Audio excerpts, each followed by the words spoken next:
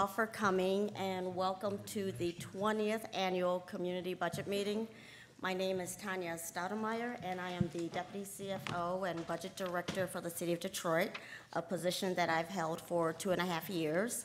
I'm also a native Detroiter, a city retiree, and also one of two Mayor Coleman Young appointees still serving the residents of the City of Detroit.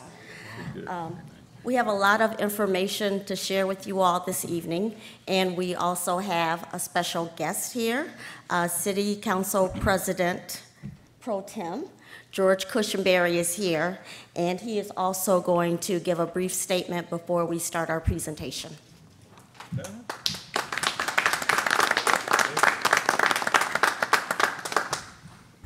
Thank you very much, Ms. Stoudemire. What a wonderful time to be alive in the city of Detroit. You know, we've done what we said we were going to do. We'll be exiting state control at the end of the year. We have balanced the budgets and have surplus now, come through bankruptcy on a positive note. We approved Tuesday $130 million worth of additional progress on every road and neighborhood and area of the city. The city's bond rating went up even though it went into bankruptcy. Goodwill was able to sell its bond. So we've done what we said we were going to do when we set out 4 years ago to bring the city's finances around. We've installed new controls in appropriations, and a lot of people don't understand how valuable Ms. Stoudemire is, but because of her experience and her background and training, she's been invaluable to us, along with her entire team, to making this budget process far more transparent and far more oriented to the people's budget. Because see, that's all we really try to do. I was explaining to Deputy Chief that there has been $7.5 billion worth of added value to the property tax rolls of the city of Detroit in the last 4 years. So and there's another $400 million planned in the next year or two. So we're on the uptick.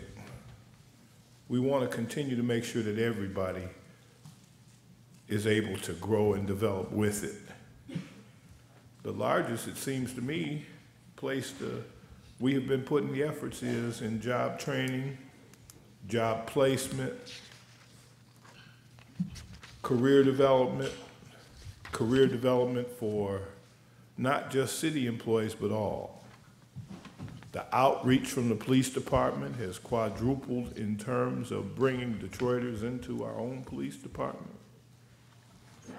We have implemented the neighborhood police officer system, so every block has a police officer assigned to it. And if you find you want to know, you can get his cell phone number or hers.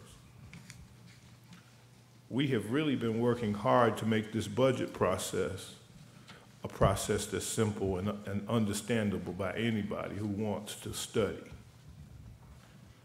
I believe that the only way for us to continue to have the workforce development that we need is that we got to read to succeed. We have to convince our young people and all of us that reading is more than fundamental. We must read to succeed and to get what we need. You want to know about the budget? Don't just listen to a lot of hoopla. Read it. It's been overly simplified now. Tonight, I'm proud to be here on the delivery of the good news of the city's budget. Now we must remember that next year there's a state election and we can't go to sleep this time. We must participate. All of the apparatus of the government must be driven toward participation in the process. We can't have atrocious turnout numbers anymore if we're to be able to continue our success that we've made here in the streets of Detroit. Every street got lights, 98% now. From where we were to where we are, we've torn down, just in my little district up in northwest Detroit, 5,000 dwellings and buildings. You got street sweepers for the first time in many, many, many decades on the streets of Detroit. A clean and safe city with a police department that's dedicated to serving the community. That's all we really ask for. And believe me, that's what's in this budget.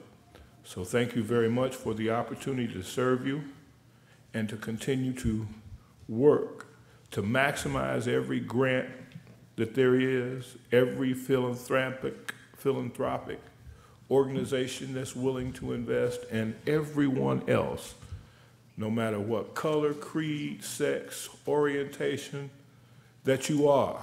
Detroit is open. No matter where you stand now, the growth potential is there for you right now. Want to know how to get better in your own life? Just come over to the Northwest Activity Center and go through the Hope office. Any kind of way we can help, and we want to help. We're going to continue to build things in Detroit. So it's a wonderful opportunity for you to take advantage of the programs in the building trades. The city has taken your budget surplus and reopened A. Philip Randolph. So that if you're interested in any of the building trades, they're available to you. The city of Detroit is available to folks who don't have, and we invite you all to come and enjoy the growth and development. Tomorrow we'll have some special announcements about how we're making progress on our own health in our transportation budgets. So, Ms. Stoudemire, I want to say to you and your entire team, thank you for the excellent work that you have done and the wonderful cooperation you've given the legislative branch. It is a model for us into the future on how we can always have our comprehensive annual financial reports in on time. So thank you for the opportunity to be here. And ladies and gentlemen, if you have any questions, I'll be around to answer. Thank you again.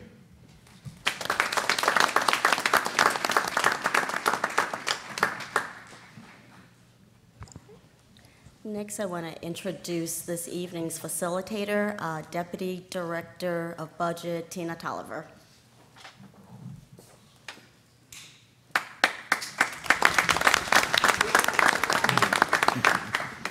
Good evening, and again, I'm going to say thank you for coming to our 20th annual public budget meeting.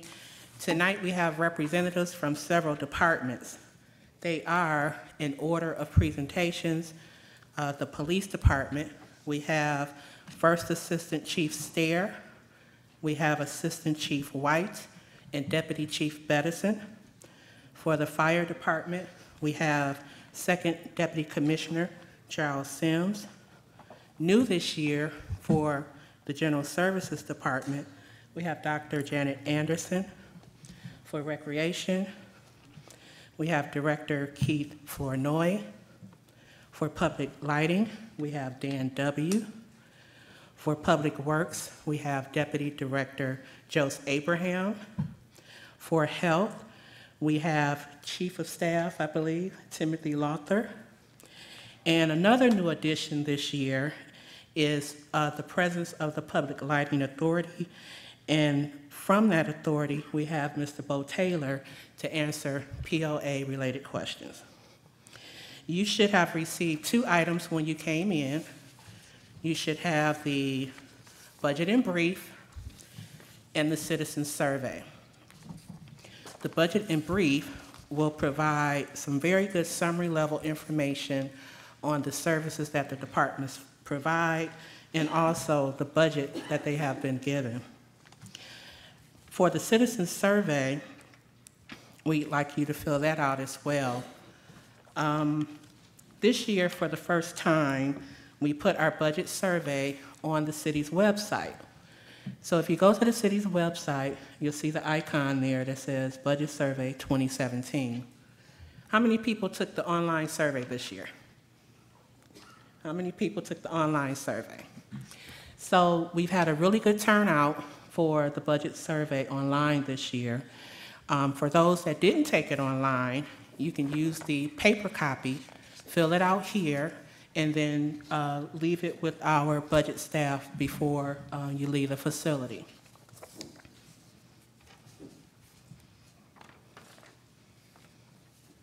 We have a program that is packed full of information.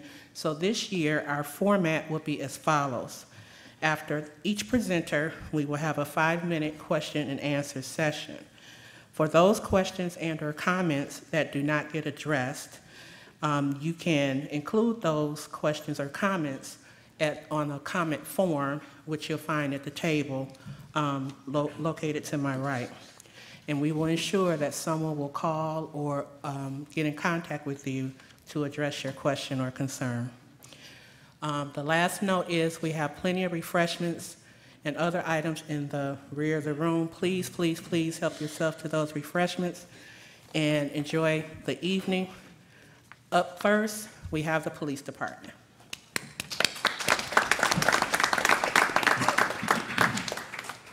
Good evening, everyone. My name is LaShonda Stair. I'm the First Assistant Chief of Police, and on behalf of Chief James Craig, who sends greetings and who unfortunately was not able to make it here tonight. He had a previously scheduled engagement to attend to. But with me today, as Tina indicated, is Assistant Chief James White, who's in charge of the Office of Support Operations. Assistant Chief White is going to talk briefly to you all about the incredible, innovative new technology that the department is using. And then certainly, many of you in the room probably know Deputy Chief Todd Bettison, who's been doing incredible work within our community. So he'll be talking a little bit about our stats as it relates to crime, and then certainly some of the community engagement. Let me click. So here's DPD's budget, and if you all can see, even in the back, our budget is over $312 million a year, with the lion's share of the budget going towards salaries and fringes, that being over $263 million a year. Our operating expenses and supplies at $34 million, that generally is, the lion's share of that goes towards our technology. And as I'm talking about our budget, I just looked in the very back of the room, and our amazing agency CFO, Lisa Jones, is in the back. Can you wave, Lisa? Lisa manages one of the largest city budgets in the city of Detroit, and so we truly appreciate the work that she does for us every single day.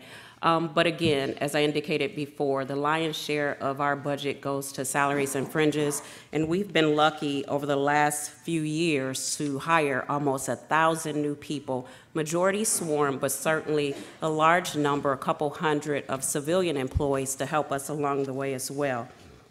I'm going to show you some of the work that we do as it relates to recruiting, and certainly we have a recruiting table over there with Officers Payne and Officer Wesley, who do a phenomenal job at field recruiting, and then there's also Lieutenant Johnson, who works in my office, who spearheads the recruiting. Is it going to play?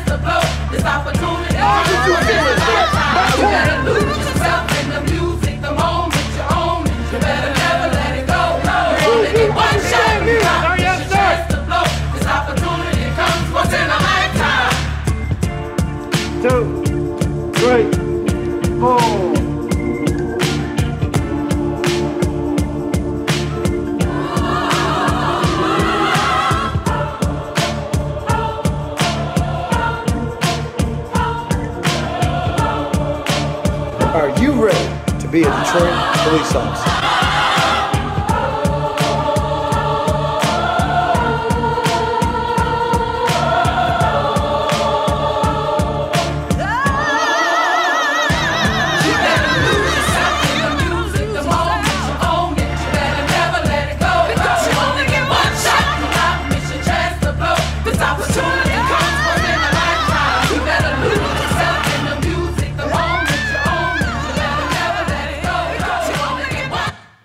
That was pretty sweet, right? You gotta give everybody a round of applause for that. So that video, along with the tremendous work that the members in background investigation and field recruiting has garnered over 700 people in the last few years, starting in 2015. And we're actually set to hire our next class on Monday, the 30th of 40.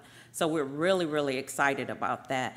Also, some of the things that we're doing to ensure, as the Councilman Pro Tem said, we're trying to make sure that we're able to hire our homegrown people, right? Our young kids that are in the Detroit public school systems or in other schools. And so one of the things that I'm really proud of is the Police Magnet School program. We have 2 police magnets, one at Cody Leadership Academy on city's west side, northwest Detroit, and then certainly University Prep Academy down in Midtown. We started that program in September of 2015. And briefly, what it is a program where kids start in the 10th grade, and as a part of their regular high school curriculum, they're actually learning about law enforcement, community involvement, and those types of things. And so then with that, the idea is that once they graduate from high school, for those that don't attend college right away, that maybe they'll apply to be Detroit police officers, because many folks don't know, but we actually hire at 18. Not many folks definitely don't necessarily get hired at 18 because they're not necessarily mature enough, but we're hoping that with the contact back and forth with us, that those people would indeed be able to hire. And then so with that, we're always talking about how do we remove different barriers so that they can become Detroit police officers. And one thing that is huge for us, and I think it was last week or the week before last, we met at Cody Leadership Academy, where General Motors gave us $100,000 towards helping these young people to get driver's licenses. Because I don't know how many of you who have teenagers. I have 2 and paid the big bill for each of them. And it costs about $500 now to get a driver's license. And so you can't be a police officer without a driver's license. So we're really, really thankful for our community partners who continue to help build the Detroit Police Department. We also have internship programs, and those are with college students. And we have college students from all across the country applying.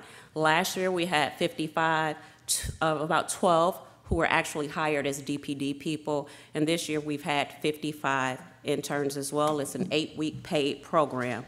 And as you can see, when you talk about diversity for police, one of the things I'm really, really proud of too is that, one, the department is 25% female, me being the second highest level person in the department.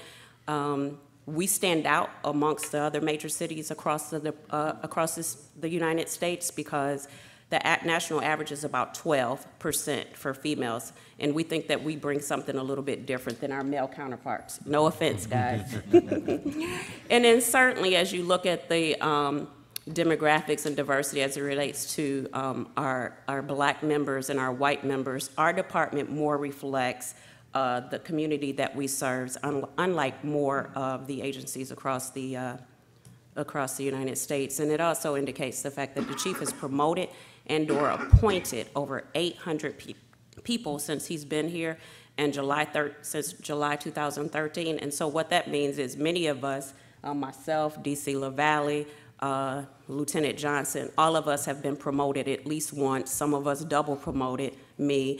And even the lieutenant over here has been promoted as well. Oh, and the sergeant has been promoted since the chief has been here. So it's a lot of movement and excitement in the police department. So we're really, really excited. Deputy Chief is going to come up now and talk a little bit about our crime stats and certainly some of the work that they're doing in community and how it reflects our budget.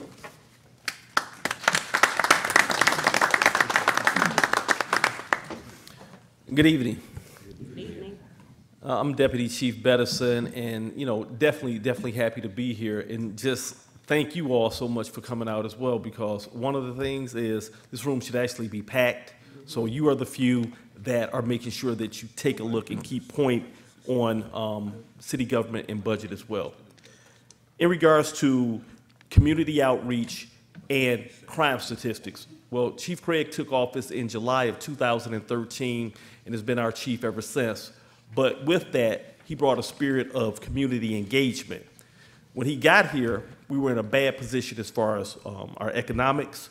Morale was low, citizen morale was low. Our response time was hovering in the area of 60 minutes for priority 1 runs. Our precinct stations were closed. That was the virtual precinct concept. And our closure rate was about 24%. Well, you say, well, how does community engagement and crime go hand in hand? Without you, we can't solve crimes. If it's not that trust, nobody's going to give us what we need, and we're not working for you. So with our community outreach, with the various programs, with establishing a neighborhood police officer program, with establishing just a LGBT liaison, and then the command officers that don't get it within the department, and also any rank and file who doesn't get it when it comes to community outreach, that he completely changed over his command officer staff. So now, in order to get promoted and rise up within this department, you have to think community first. He actually elevated the office that I hold from the rank of, at first it was a rank where a lieutenant ran it. He said, you know what, that's not enough juice. It's a 3-pronged approach. It has to be investigations, patrol, and community outreach. So I say all that to say that our closure rate for homicides was around 24%. Now, we're right there at the national average consistently at 59%. Right there, we're closing cases. We're getting the folks off the street, and that's so important. Carjacking was rampant when the chief got to town. 2013, that's all you heard about. You saw folks getting pulled out of their cars, folks who were afraid to go to gas stations. The chief at that point said, this is abnormal, abnormal. We have to do something. So what he did was, one of the things that he did was he actually got with business owners, came up with an agreement, and we implemented Project Greenlight.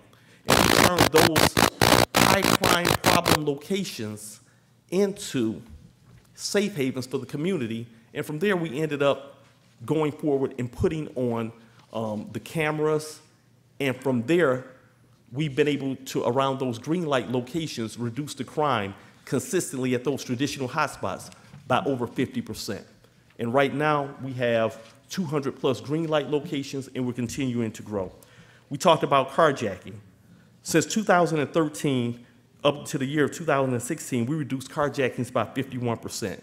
That is huge. That is a thing that drives fear in our community. Our homicide rate from 2013 to 2016 has been reduced 9%. During the year 2014, we reported 299 homicides. That had been the lowest in over 50 years under his leadership. We continue to trend down, but let me say this. When we talk about crime stats, we're not waving the flag of we're not waving the white flag of success. We know we still have too many violent crimes in this city. One homicide is far too many. However, our officers, and through the community engagement and help as well, and by beefing up our police officers through recruitment efforts and recruiting Detroiters to be Detroit police officers as well, and being reflective of the community and building that trust, we're seeing the crime continually downtick. Burglaries, so overall, our total violent crimes are down 11.8% when you look at 2016, and then our property offenses, they're down by 27.1%. So you say, well, how are we doing right now year to date? Our trend continues to go in a downward direction. Our sexual assaults and robberies, both double-digit reductions, 20%. Carjacking and aggravated assaults, 7%, and that's on top of what we've already reduced from the previous year. So I'm happy to report that through innovation and technology, which you'll hear from Assistant Chief White shortly, and from the multi-million-dollar investment that the mayor is making, that City Council is making to support this department, we've been able to achieve those results, because it's not just about how many officers you put out on the street. We're working hard, but we definitely have to utilize technology. We have to utilize innovation to be able to solve these 21st century crimes that are occurring. Thank you all.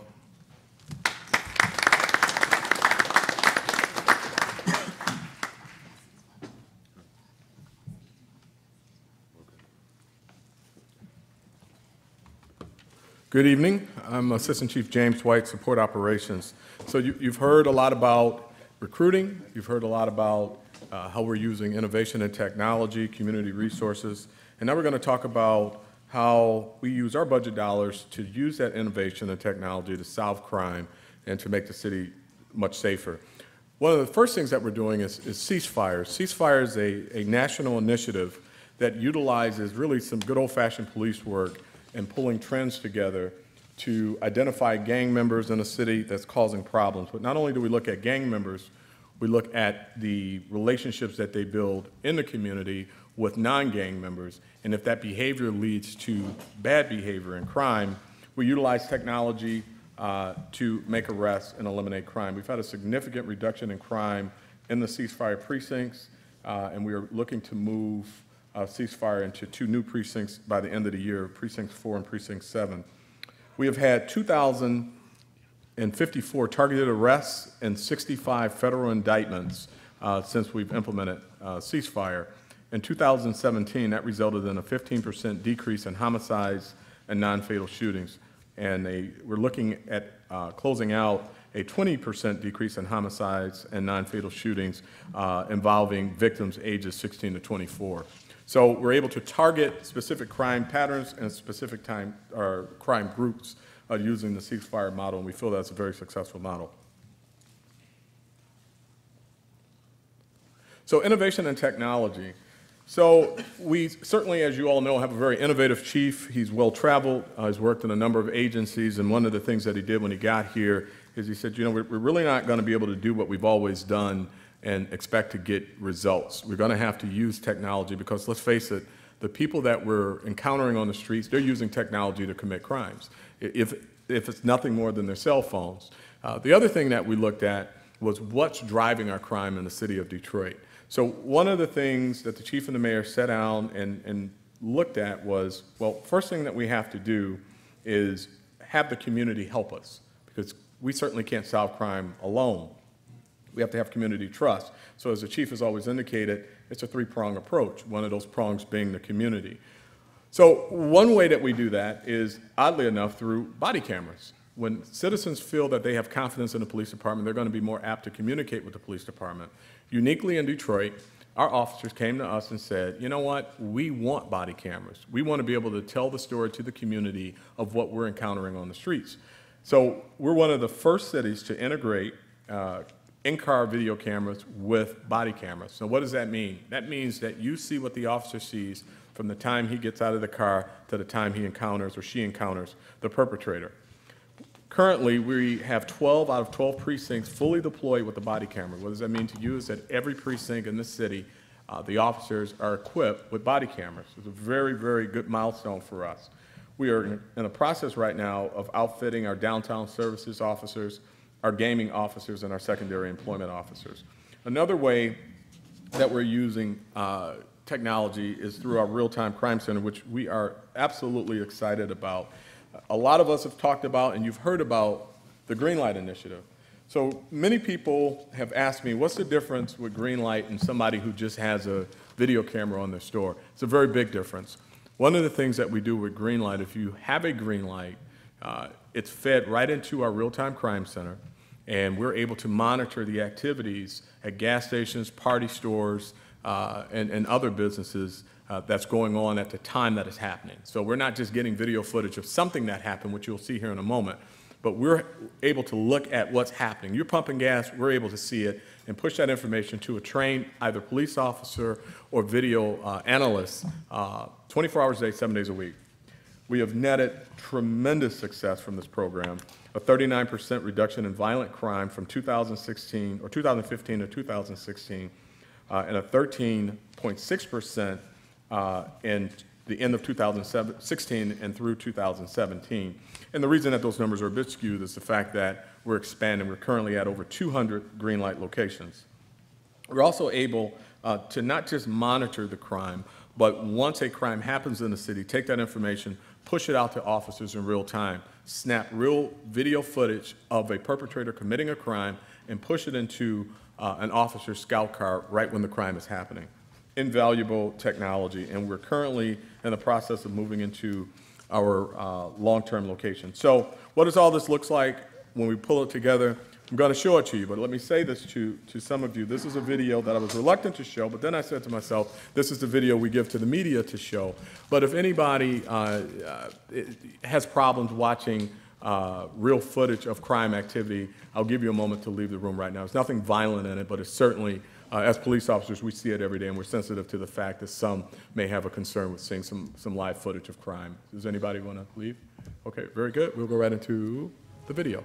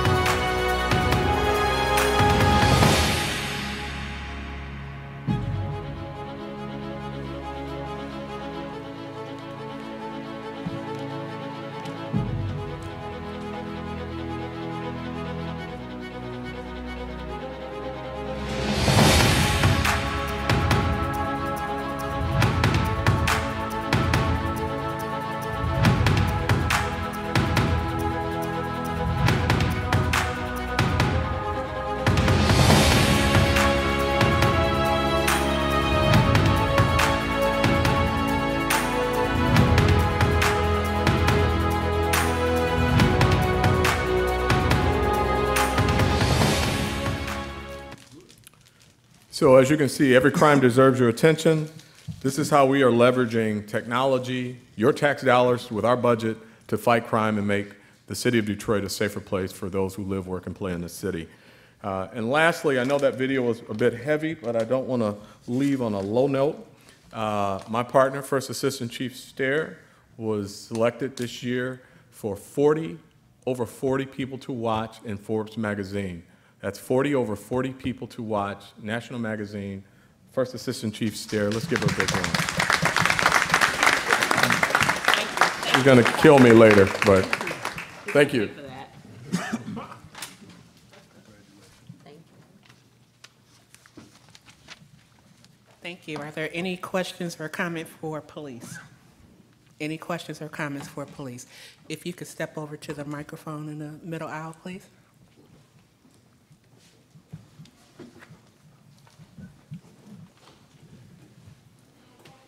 Hello, I just wanted to know if the ceasefire is in the new 8th precinct? Yes, ma'am, it is.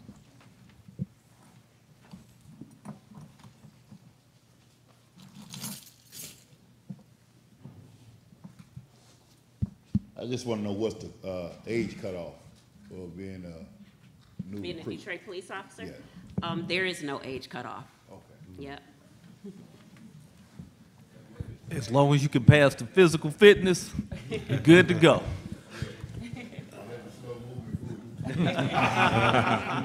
But if you think it's not for you, it could be for somebody in your family, right? And so that's why the information is over there. We would love to have as many as we can apply. I'd like to know, how do you tell the difference in a civil matter and a criminal matter? Well, generally speaking, civil matters have to do with property, real property, disputes over, just basic disputes. We have to get a little bit more specific. Contracts.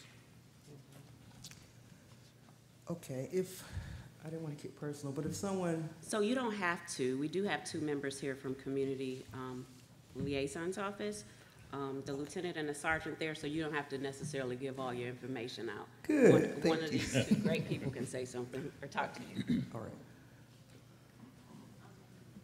Kurt. Any other questions for police? Okay, up next, we have the fire. Oh, I'm sorry. I was just wondering, with the green light, do any of the buildings owned by the city participate in that? I don't know, I guess it's okay inside, but, outside, any recreation center? That's a very good question. We're not at that point yet, but we are growing green light to the point where it may include that in the near future. But there are other video opportunities that we have with other partners. The only video feeds we'll strike that.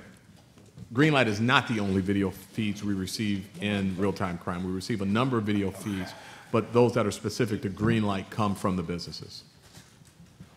Chief, there's also a change in the ordinance that's been proposed that would require certain city and school district and other entities to participate.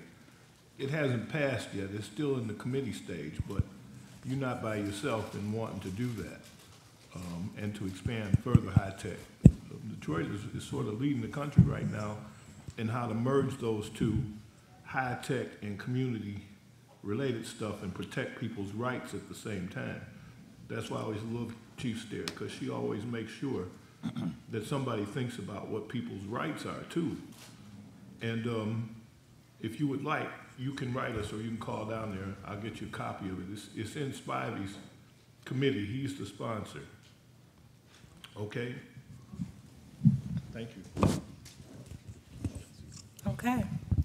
Next up, we have the fire department.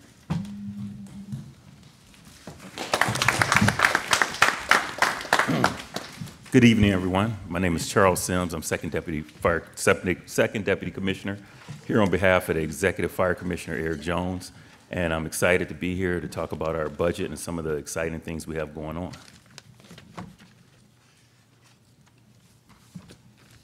Mission of the Detroit Fire Department is to provide a safe environment for our citizens and visitors through public education, enforcement of fire codes, and deployment of efficient emergency response resources. Looking at our organizational chart, we have the Office of the Executive Fire Commissioner, Eric Jones. On his team is Deputy Commissioner David Furnell, myself, Second Commissioner Charles Sims, and Second Deputy Commissioner Sidney Zack.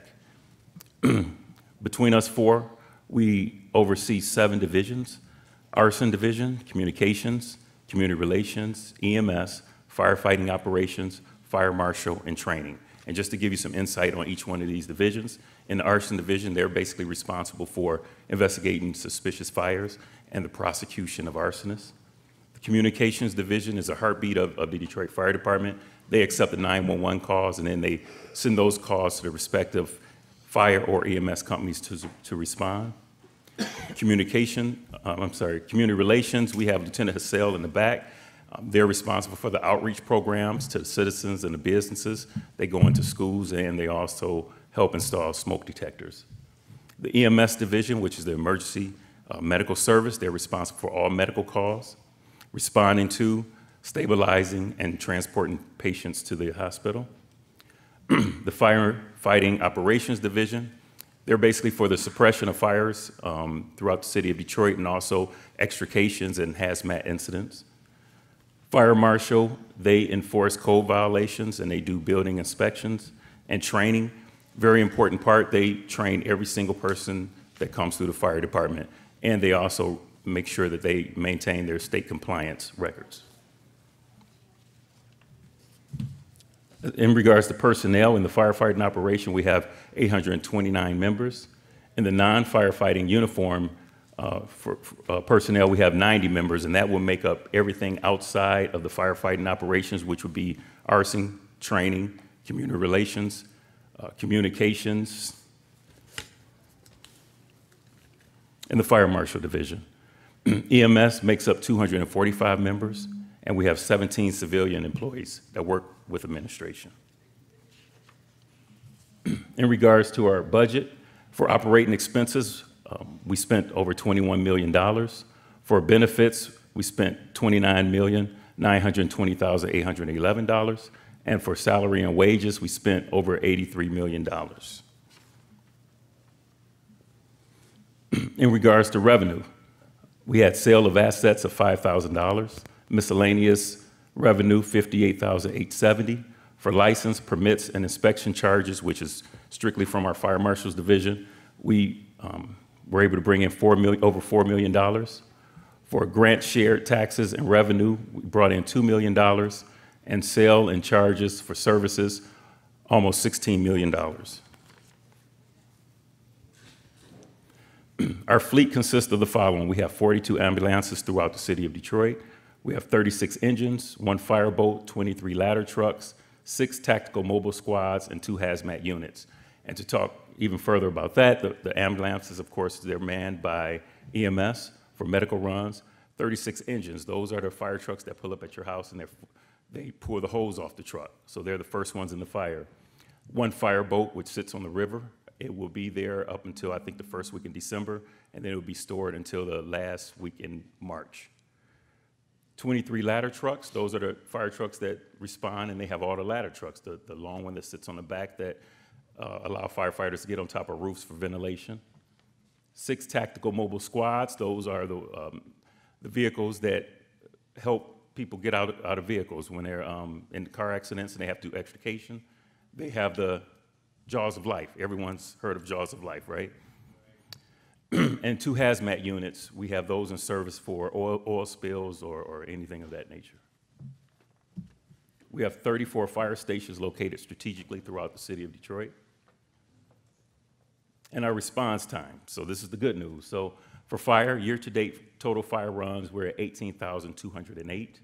Our year-to-date building fires, we're at 2,291, which is a 30% decrease from this time last year. Our average response time is 6 minutes and 12 seconds. For EMS, our year-to-date code 10 runs is 44,539, and those are runs, high-priority runs, cardiac arrest, problem breathing, chest pains, overdose.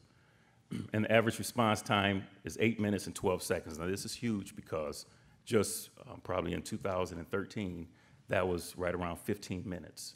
So we were able to put metrics together and really bring those response times down. Matter of fact, both of those are right now below the national average. Going back to that screen, we're trying to get the response time down for fire under 6 minutes, and for EMS, we're trying to get that down under 8 minutes. And some of our current initiatives, we're working right now with Wayne State University. We're trying to go to every home in the city of Detroit to install smoke detectors and create a fire safety plan. We're in our third year with Cody High School training program. Matter of fact, we have the first Cody High School student in our class right now. He's at the academy. Great news. And he will be graduating November 10th. And I'm quite sure it's going to be a huge media exposure for this because Mayor Duggan was really happy about that. The Junior Fire Cadet Program, which we have our community relations, they run that in the summertime for kids. And we currently have a new fire class in. We had our first one this year, January, and we graduated 48 firefighters on June 9th. And then on July 10th, we started our second class of 44 firefighters.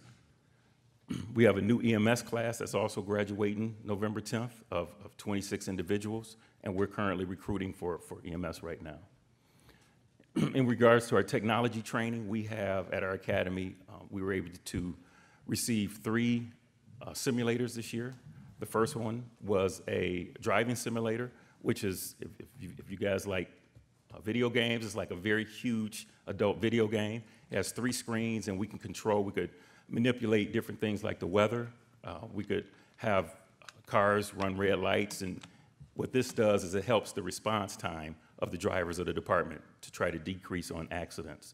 We also have what we call a pump operation simulator, which allow our drivers to learn how to efficiently give water to the firefighters before they go into the house, get it to them faster, which would decrease the amount of property damage.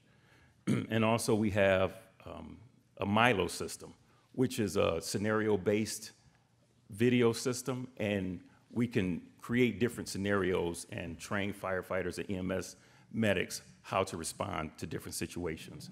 And in January, we're gonna have a burn simulator, which this is $1 million piece of property that we're gonna have stationed on our fire training ground. Excuse me. And this will allow firefighters in the academy to actually feel the heat and the smoke before they go out in the field. Right now, we have a lot of our young guys going out into the field and they're getting burned because they really don't know how it feels. Well, this will allow them to actually have that feeling and know how to respond when it gets too hot for them. So we're really excited about that. And with our medical first responder training program, back in, I believe it was 2014, we started training all our firefighters to be medical first responders. What this does is that for code 10 incidents for EMS, we now send a fire truck. Fire truck is able to get there quicker, and they're able to stabilize and start medical treatment before EMS gets there. Right now, we're at 95% of training the whole department. We should be at 100% probably early spring of next year. So that's another thing we're excited about. And before I close out, for the first time, we sent out an information pamphlet. I don't know, has anyone received theirs in the mail? Okay. They just went out, and by the end of by Friday or Saturday, every household in the city of Detroit should have these in their mailbox. So this really explains what I just got finished talking about, and we're really excited about that as well. And if you guys would like to contact us, that's our location, our phone number, and the email address. Before I close, I would like to say we have our CFO here, Steve Morris. If you could just raise your hand, Steve. And Lieutenant Hassel from our Community Relations Division. Thank you. Any questions?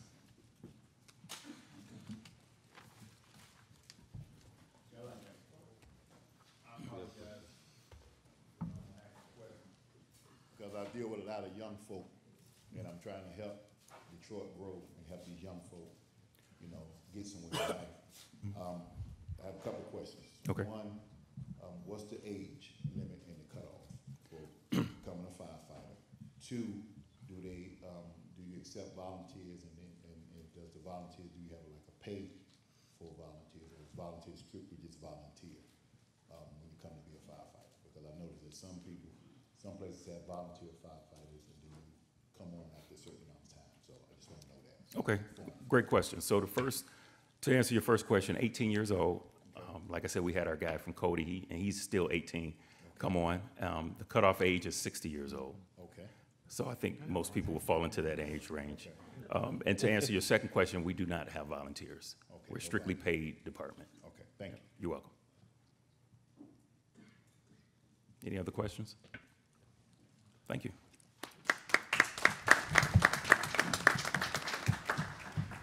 Up next, we have General Services, Dr. Janice Anderson.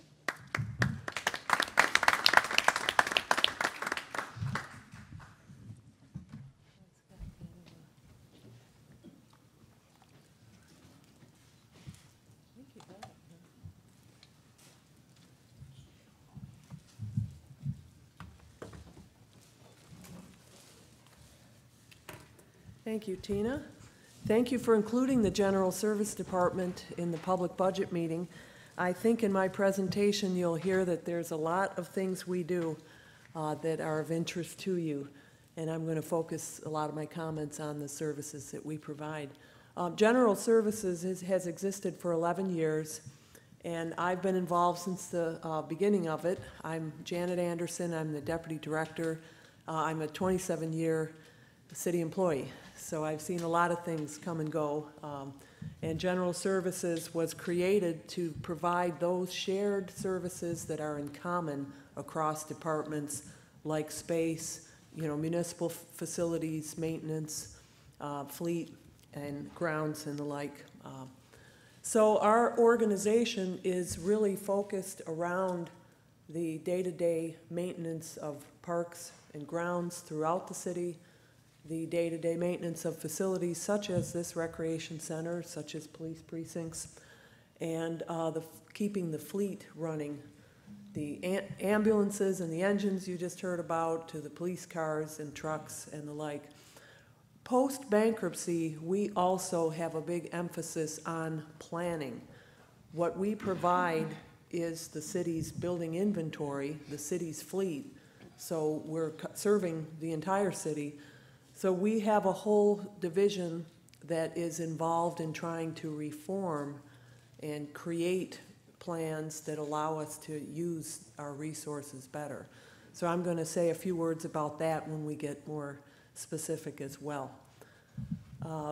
The things that you would recognize from the General Service Department: 2,600 municipal vehicles, including police, fire, and we have just a very small number of general purpose, general assigned vehicles now. We've downsized the fleet from about, I think it was 3,800 vehicles just 10 years ago. So the vehicles you see on the road, with the exception of the DOT buses, all of those are maintained by GSD. 112 municipal facilities, including the recreation centers, including the election commission, including Hart Plaza.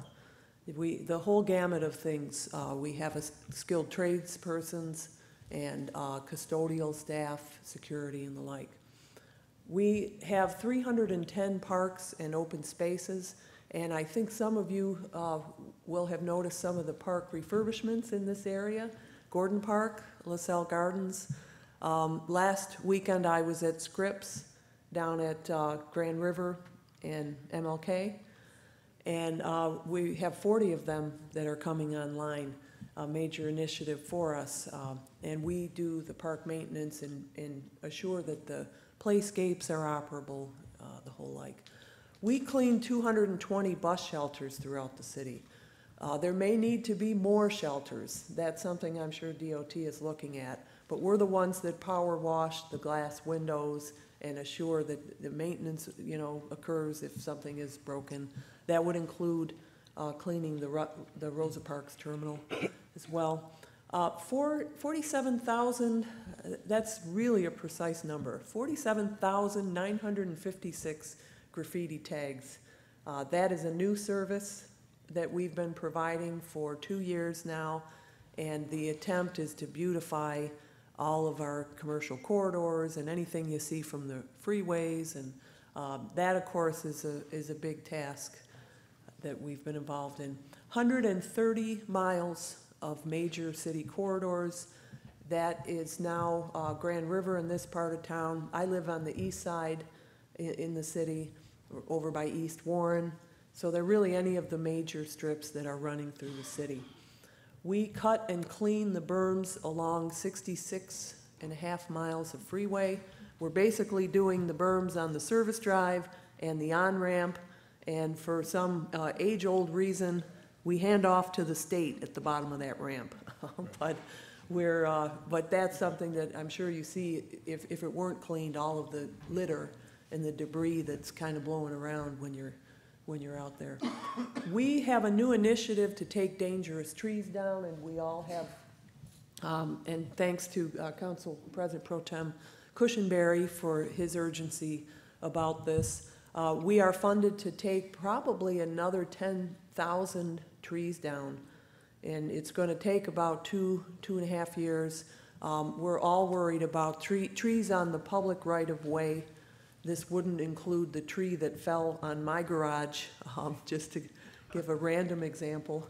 The tree that fell on my garage this summer, that was on my property in the back, my responsibility. But the trees that affect the right-of-way are the cities, and we have cataloged and inventoried the trees throughout the city. Of course, it's a growing number anytime there's storms that we need you to report the trees at that time. But, 7,712 trees taken down, I think, is something that would be noticeable as well in the communities.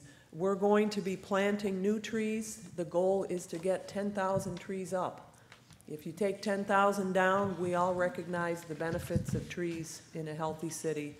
We also need to move into tree trimming, which we haven't done in my memory, in my lifetime living in Detroit. So we are also, we're responsible for the boarding vacant structures in neighborhoods now since this August. And we're very proud to say that we're ahead of schedule. We were hoping to do 200 a week, and have already done 1,339, and as part of the mayor's efforts to beautify and get control of that throughout the city. We also oversee the 4 vacant lot cuts during the year, each year throughout the city, and we all know what a vast problem that has become. This, I think, gives you a picture of the wide variety of things that General Services does. I want to spend just a minute going over our budget.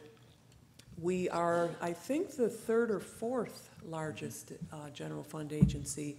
So we now have $70 million in appropriations to do that. That revenue number largely is a chargeback to non-tax supported agencies that have special fund. We treat more like a business.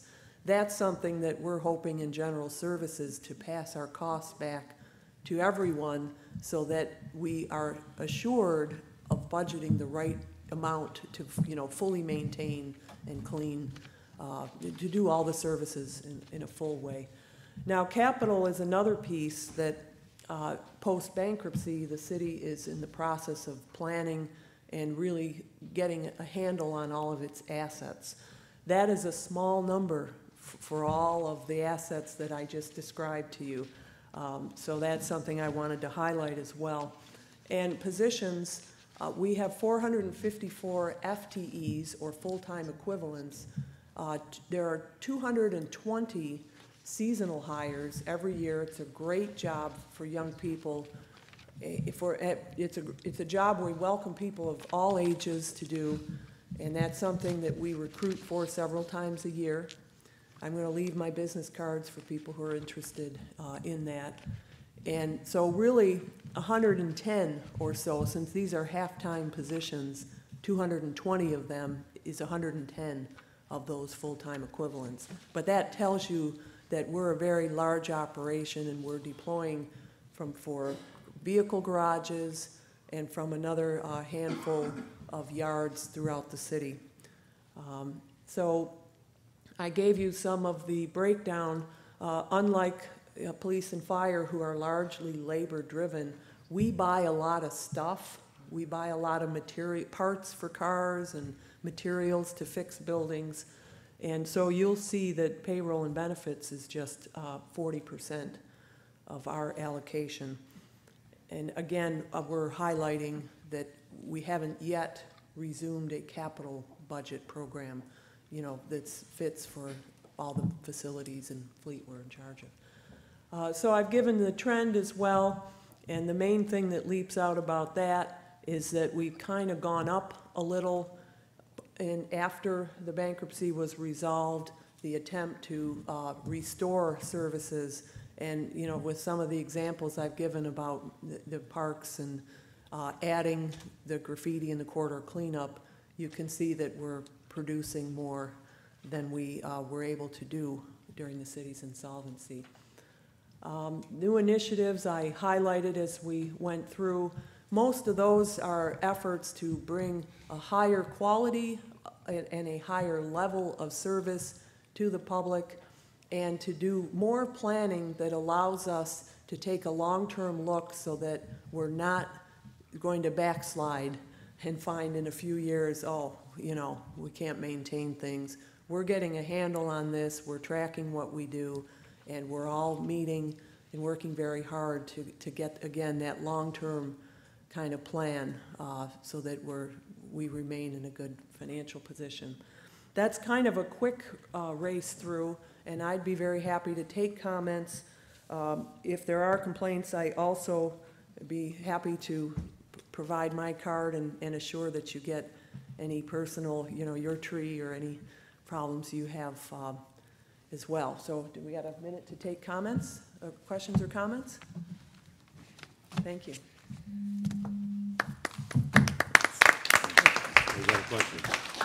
One question. I live in a neighborhood where it's heavily wooded, really tall old trees, and we've been trying to figure out how we can work with or partner with or get in touch with a tree trimming, tree cutting service that will, if we have enough neighbors wanting to get their trees cut, to kind of pool that. I mean, right now we're looking at $1,000 to $2,000 for one tree.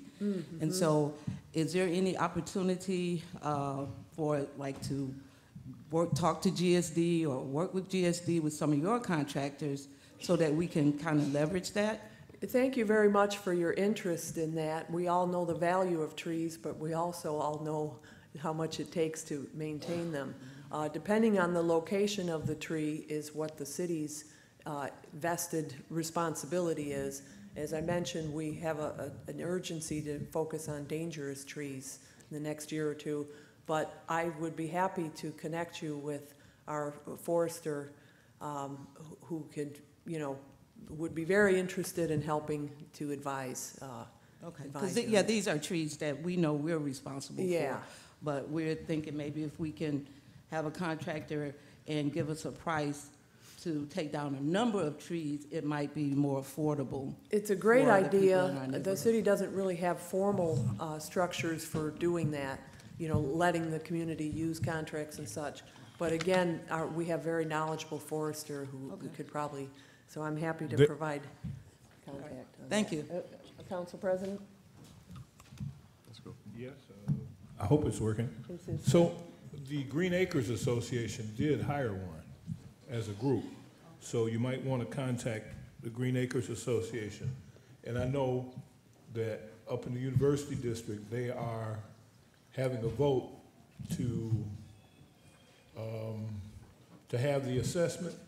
And while it's for mosquitoes, police, and one more, for snow removal and those sorts of things, it also can be used for that purpose if the board votes on it. So you might want to talk to those two.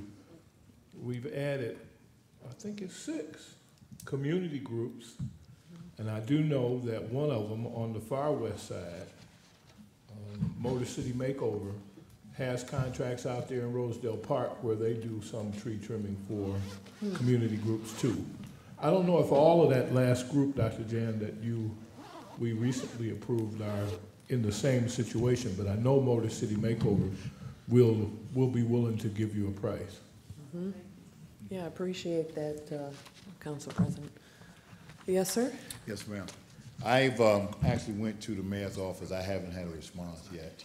I pastor a church right here on the north end, and we have a project called Castle, Clean Alleys Project, where we're trying to get some help so that we could clean from Euclid down to the boulevard, and from Woodward over to, I think that's Oakland or Oakland, I'm not sure. But that's the block that we're trying to get. And I've asked about trash cans because if you ride down Euclid, you'll see that they have Keep Euclid Clean, and those trash cans are available, spaced out. And I was asking to get that, and the church would actually take and supply the bags and remove the trash and so forth and so on. And I haven't heard anything back from that. Now my concern is, and when we met to talk with people about the Clean Alleys project, is that we would clean the alleys up, but would that make a space for criminals to start, using the alleys and doing certain things? So that was one of the great concerns when this was brought up. And like I said, to close out, I haven't heard back from the mayor's office. No one's contacted me. I've contacted them over 9 months ago. So, and then I contacted them again. So to be sure I understand, the first point was about a cleanup effort and how can we haul away. How can we get some help from you all, especially that's with the a trees, possibility. especially with those trees and things in the alley. The church is actually coming out of pocket to help, to give to the young folk that will be coming to be a part of it. We've sent out letters to Myers, Home Depot, and Lowe's. Okay, and Myers has responded. They're willing to give us the food so that we can put on the grills and things like that, so that we can serve the community while we're out there doing a cleanup project.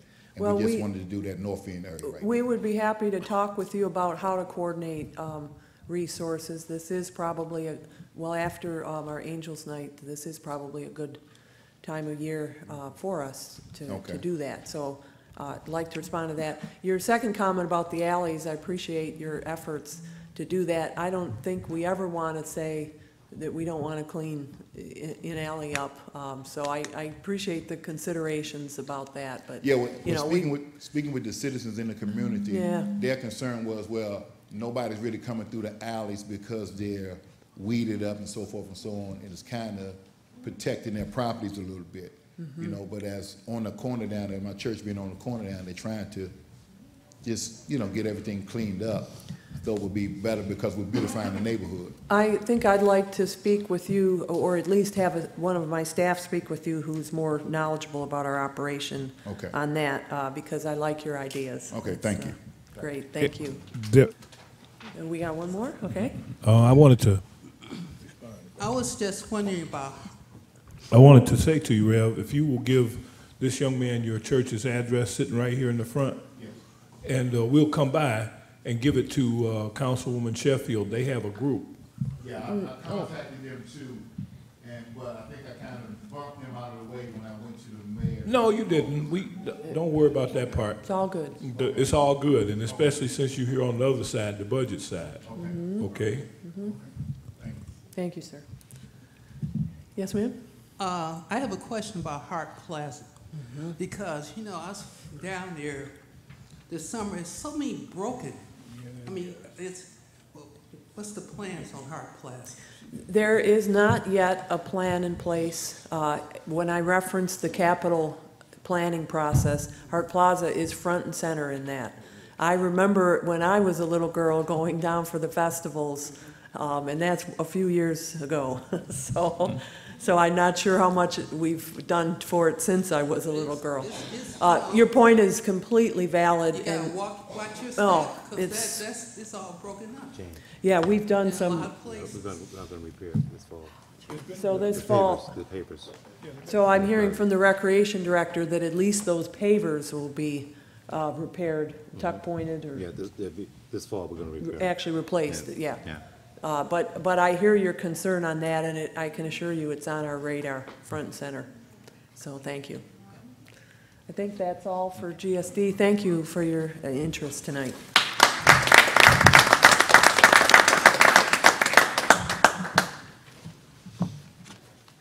Time is flying when you're having fun. Yeah. One of our staff members just reminded me that Jan here on his 20th anniversary spearheaded the first public budget meeting 20 years ago. So thank you for that, Jan. Next, we have Interim Director,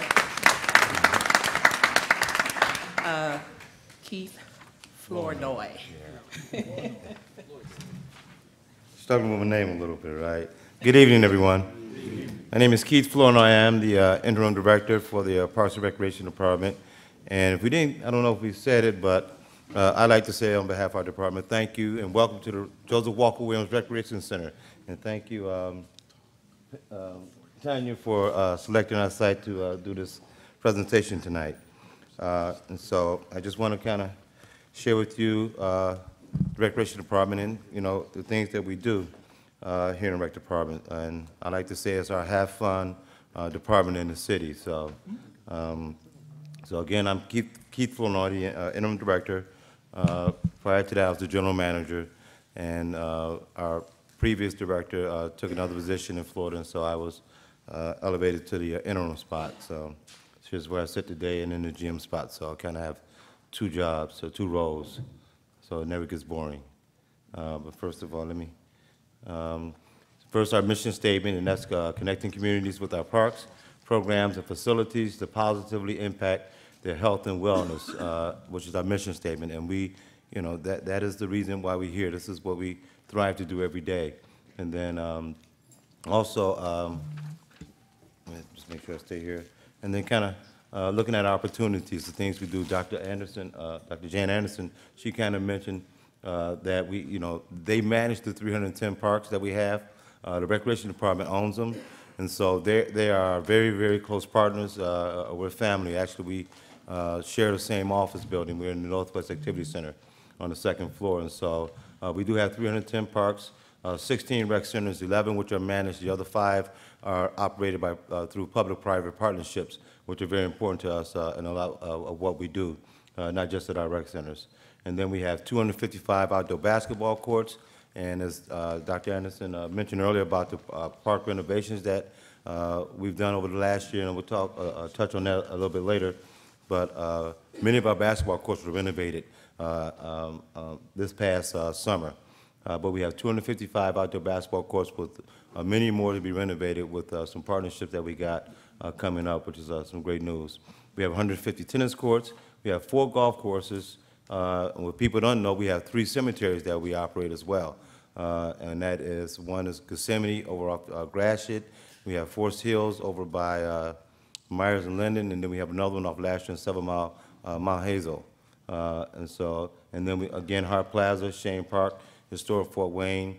And interesting enough, the Recreation Department actually owns the property that the Riverwalk is on, so we have a great partnership with the Riverfront Conservancy, and also Campus Marsh's partnership with Downtown Detroit Partnership. So we own those properties as well. So we wouldn't be able to do a lot of what's done here in the city without our partners that we have. Our goals is to promote a safe community by expanding the development of parks and recreation programs, promote the city by providing those who live, work, and visit Detroit with the opportunities to participate in a multiplicity of leisure experiences, including recreation, sports, arts, and cultural enrichment, and to promote department facilities and parks as environmental enhancements and anchors for viable neighborhoods, places to positively impact healthy lifestyles. One thing I always say about my profession, recreation, is that I like to look at us in a way to we're an extension of many departments throughout the city. If we do our jobs right, what I mean by that is, for example, we're an extension of the police department. The police department is looking at our kids and trying to figure out ways to give them, keep them out of trouble. And if I can get them in my rec centers and provide them with opportunities and teach them how to recreate positively, you know, as opposed to negatively, where you hear about the graffiti and the tagging and things they do around the city, those are negative activities. We try to teach them positive activities to keep them away from having contact or negative contact with the police. So we're an extension of the police department, you know, and then with our parks and all the things we're doing in our parks, you know, to promote healthy living, to promote healthy lifestyles, you know, and with that keeps people healthy and keeps them out the doctor's office. So that makes us an extension of the health department, and so on. I can go on and on with that, but I won't. But I just look at what we do as being a very important part of helping other departments achieve their goals. Our major program areas, we have our administration team. We provide leadership and administrative support. We do promotion of social media. We handle contracts and concessions, management. We do grants, and we have lots of community partners. We have specialty facilities. We own Shane Park, and we oversee the contractors there. We have historic Fort Wayne, I mentioned cemeteries, and the Northwest Activity Center, again, which is operated through a public-private partnership. In our recreation centers, we do programming for, just in the recreation division, I mean, we do the programming for parks. It's been great that we've been able to rehab a lot. The mayor had an initiative to rehab 40 parks in this last year. And so with that, it's the first time in years that we've had opportunities to put staff in the parks. We hadn't done that in years. And when I look at some of these neighborhood parks that we've done, I remember back when I was a kid, some of these parks hadn't had any renovations done since I was a kid, and I'm no spring chicken, so, you know. And so it's just great to see those things happen in our parks. When I go to the ribbon cuttings, every weekend we have a ribbon cutting somewhere here in the city, and it just makes me feel really good when I hear people, you know, share their stories of how they used to play in the parks, and then all of a sudden just see the kids that are coming out into the parks. It is phenomenal, you know, to see if you build it, they'll come, as they say, you know. And so we rehab these parks, and kids and adults are coming out, and they're taking advantage of these opportunities. And so they're safe and fun places for people to be. Park stewardship, again, working with our great partners in GSD to maintain and develop these parks, because they have an awesome landscape development unit that designs these parks, and then their construction team, and they manage it and get these parks built. And so it's just a great time for our city. And then we have an after-school program that was initiated this past summer. Again, going back to some of the things that we used to do, which are great in recreation. You know, we don't have to really reinvent the wheel. Just look back at some of the things we used to do that we had fun with, that impact our lives and help shape who we are today. And why not go back to those things and give our kids that opportunity? And so we've gone back to an after-school program. This past summer, we launched in 16 schools. We didn't know how it would go. It went phenomenal.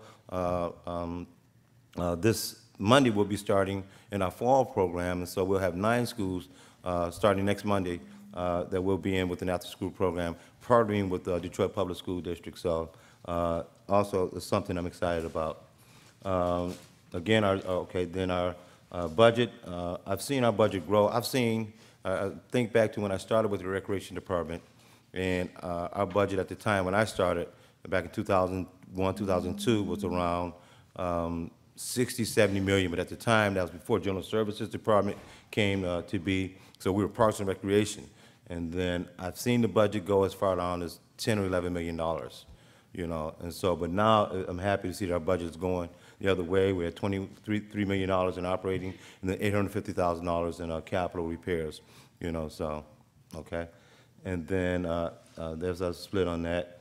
Our staff, we have 261 part-time employees, 65 full-time. Our major programming areas, I kind of touched on that, is health and fitness, special needs, aquatics, special events and senior programming. Senior Olympics, we focus a lot on seniors. We have Senior Olympics we do every year. We had 305 seniors that participated in our Senior Olympics this past summer. We did 1,158 swim lessons this past summer, and that's the highest number we've had in almost 10 years. And so that was great to see, that we're teaching our kids in the city how to swim, and always looked at swimming as a life-saving event. Hart Plaza, again, we do 16 events there. We're permitting for all the parks and play fields that we have. We did $35,000 in grants for programming. There's a lot more money we've got to do some capital improvements in the parks. We served over 181,000 meals this past summer to kids through our food service program, which is great as well. There's the rec centers, we talked about that, special needs program, and so I can go on about some of the things we do, but for time's sake, I want to just keep this moving.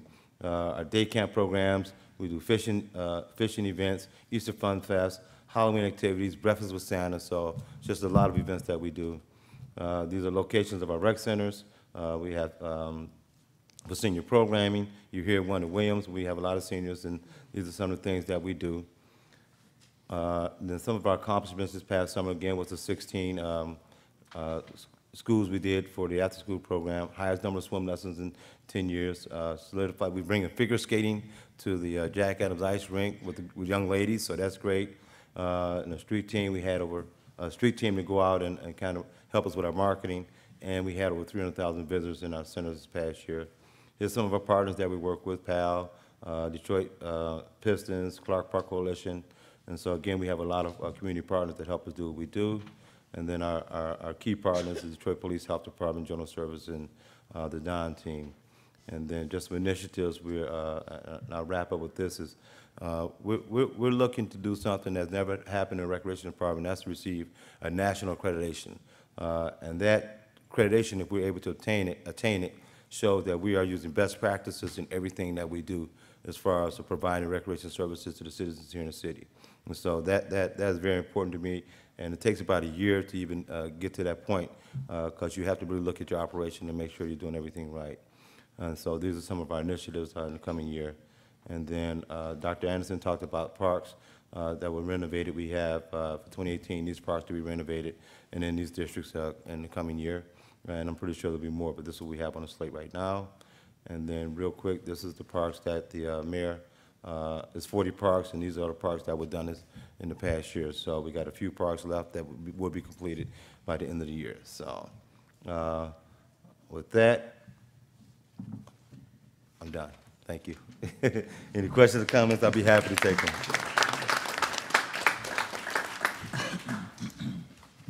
Yes, sir, I have one question. Yes, sir, I have an answer for you. I frequently visit here at the Williams Center. Thank you. But from time to time, I go to Farwell.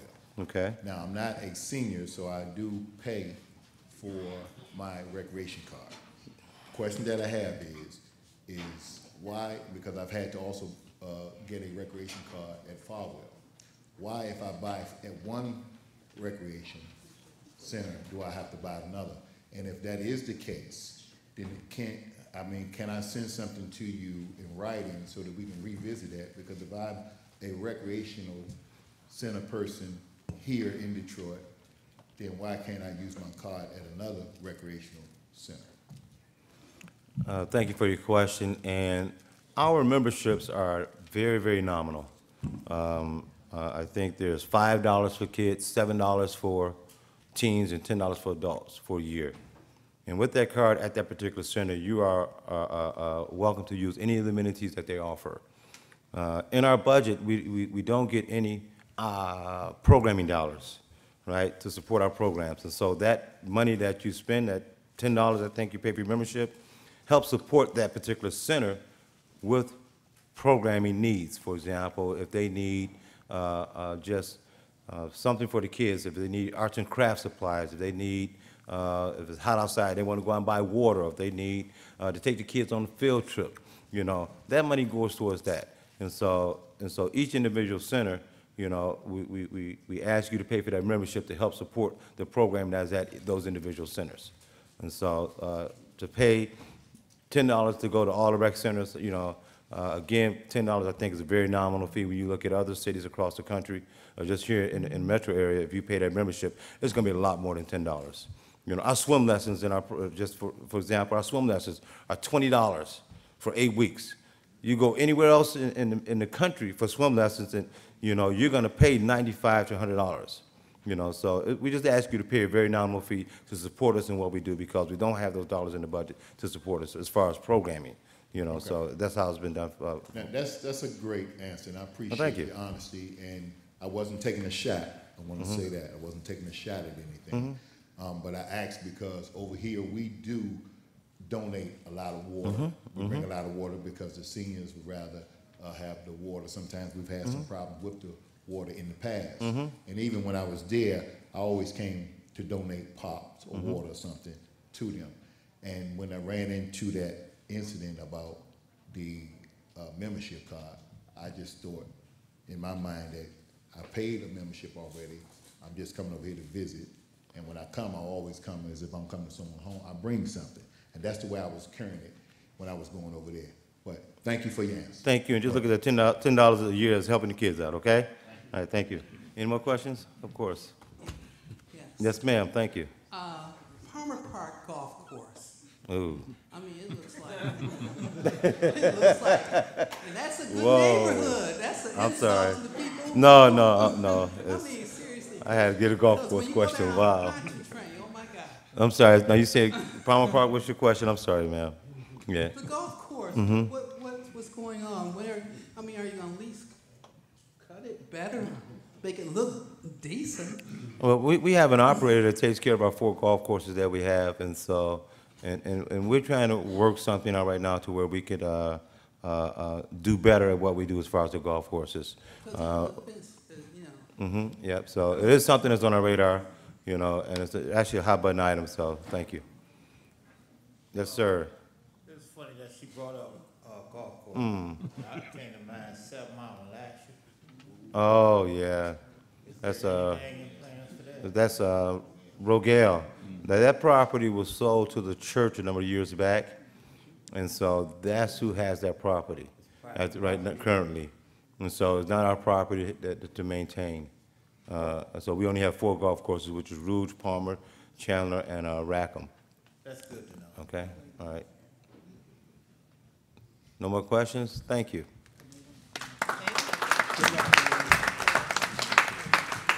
So it's getting kind of late, so we're going to have our remaining presenters do an abbreviated presentation. We'll give about 5 minutes. I do want to note that DPD will be leaving. There is a fundraiser being held tonight for Officer Myron Jarrett, who was killed in the line of duty last year, October 2016, in the 12th precinct.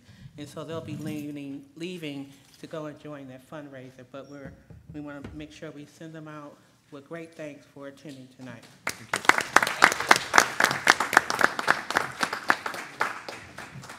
Our next presenter will be Public Lighting.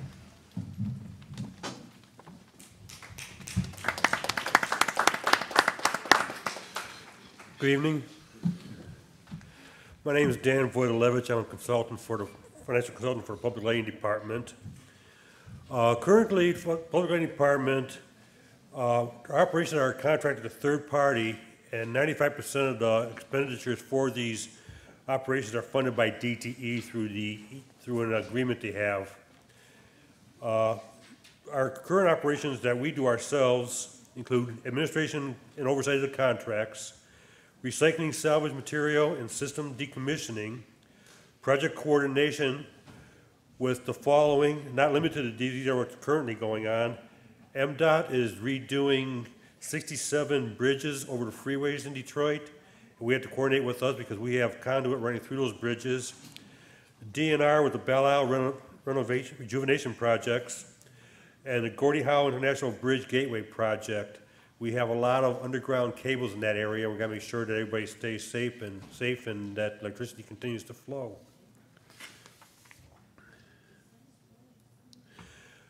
Our current year's budget has expenditures of totaling of $31,961,262, with budgeted revenues of $14,797,000, which is a net tax costs for everything we do of $17,164,262. This includes the monies that we pay directly to the Public Lighting Authority for maintenance of the lighting system of approximately $10.5 million a year. And also, we pay for the electricity for the lights directly to DTE for all the street lights, which amounts to another probably $3 to $4 million a year.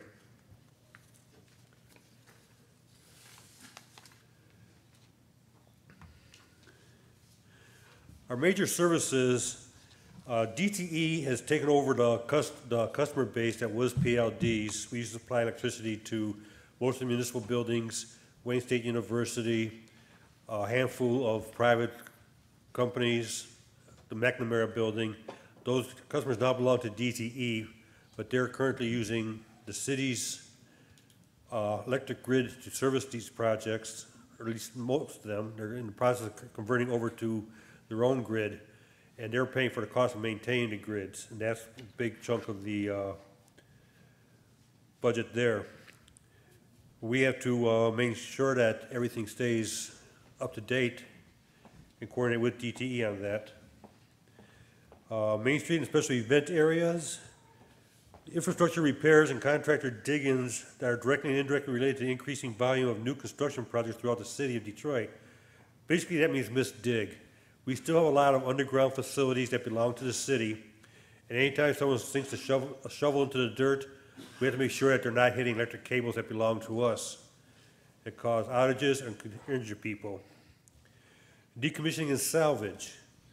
As DTE converts the old system to their grid, there's a lot of cable and other assets in there that we can get salvage prices for and help reduce the city's net tax costs. And also we have to make sure everything's done safely. And there are other things that just have costs involved with them. Removal of old poles. They're considered hazardous waste that have to be disposed of in landfills. That's just a cost. We have to make sure we do that properly. Our accomplishments in 2017, the fiscal year just ended, reduced closures in community school districts, and this is mostly through our coordination with DTE. In 2014, there were 49. Last year, there was 1. That's a big drop. Stabilize the PLD electrical grid and reduce power outages, including automated traffic signal disruptions within the downtown area. That our old equipment was very old and antiquated. They've done a lot of work to upgrade and get everything up to 2017 levels where they should be. And we also partnered with Detroit Goodwill Greenworks.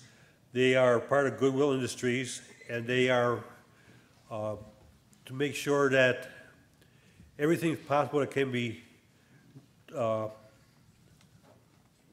reused is reused. That means taking the wire cables and stripping off the insulation, making sure the insulation is disposed of safely and properly, selling the copper, recycling. And this also, they hire a lot of people that are indigent. So it's a win-win all the way around with that. Our projected goals, continuation of the Make Safe program. This includes but not limited to overhead arc circuit wire. That's the old electric street light wires that haven't been used in 15 or 20 years, are still hanging out there. They need to be removed for safety reasons. Make sure that decommissioned assets, including poles, wires, cable, lighting infrastructure, are disposed of to reduce blight. Don't leave them sitting, hanging out there looking ugly. Nobody wants them in their neighborhood. Eventually, there's 31 substations. Most of those will be decommissioned and hopefully turned to brownfield status. And continue salvaging and recycling infrastructure assets as needed. Thank you for your time. I'm going to defer questions until after Public Lighting Authority speaks, because a lot of there will be overlap, and then we don't have to ask the same questions twice, and Mr. Taylor and I can work together on answering those questions, if you would, please. Thank you.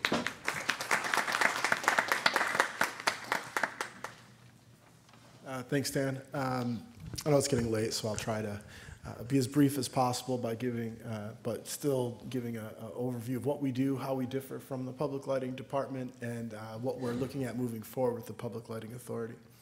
So the Public Lighting Authority is an independent agency that was created by the act of the Michigan Legislature in 2012. The bills in the legislature essentially allowed the city to divert $12.5 million in utility users tax to the Public Lighting Authority with the purpose solely of improving the city's lighting system. With that $12.5 million, the city was able to, albeit during a bankruptcy, let $185 million in bonds. That is a monumental feat, and it is a major accomplishment of the city to be able to do that during the bankruptcy, because there was absolutely no other way that we would have gotten new lights. So, I think we do owe some gratitude to the legislature and the state for doing that for us.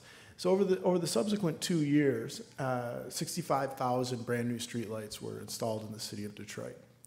That was part of a lighting plan that the city established and was approved by the city council and then approved by the board of directors at the Public Lighting Authority. That program ended last December with the final installation of the 65,000 and some light.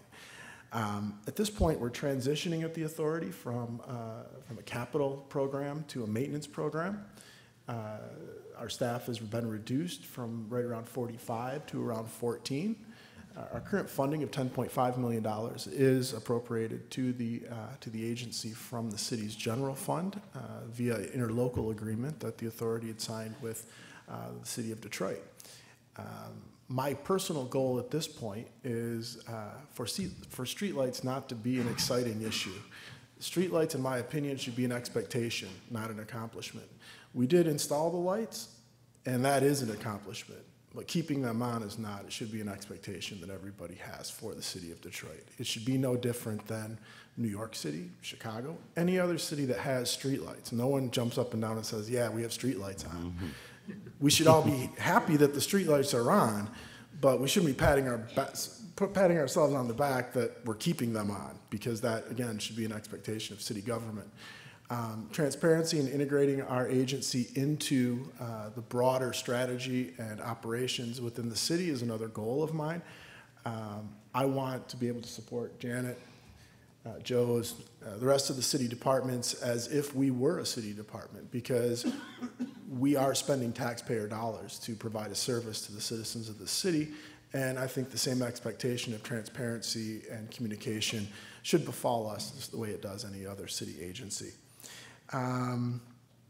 Let's see, what I'm also trying to do is develop a long-term budget. When you have a brand new system, the maintenance costs tend to be relatively low. It's like buying a new car. You don't expect the brakes to go out in the first year, but you know the brakes will go out at some point in the future. And we have a dedicated revenue stream through our contract that is a fixed amount. So what we need to do is plan long-term, ensure we have enough reserve account to fund the necessary upkeep of the system when it does start to decline, and it will.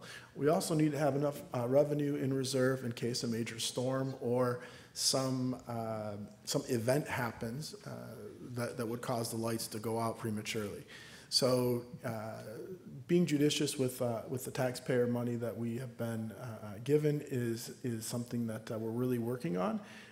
Safety, I'm really committed to safety. I believe that when you're dealing with electric lines in the public right-of-way, you have a responsibility not only to the citizens, but also to the people that are working on the system. So we are integrating a safety program with our contractor to ensure that they're not only keeping themselves safe, they're also keeping the citizens safe. When there is a downed wire and we see it, we do not leave the scene.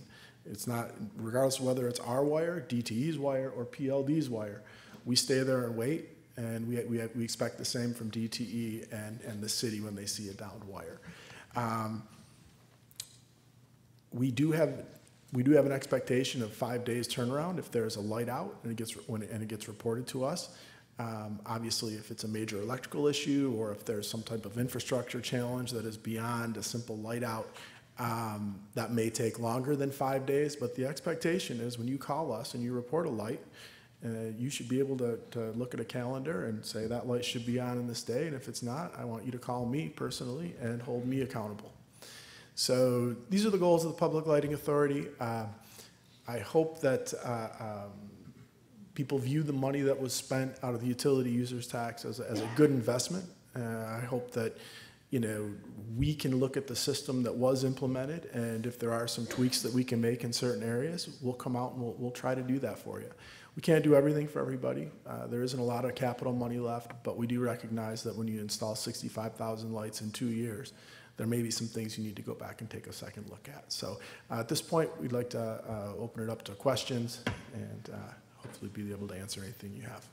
Thank you.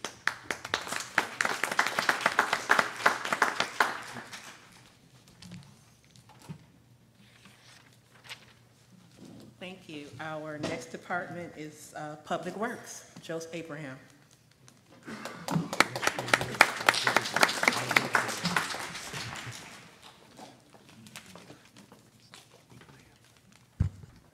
Good evening. I am Joseph Abraham, Deputy Director of Department of Public Works. You might have seen me here for several years. I just want to give you an overview of our mission statement, how many divisions we have, what is the service we provide to you, what is our total appropriation, what is our total revenue, and then some few statistical information.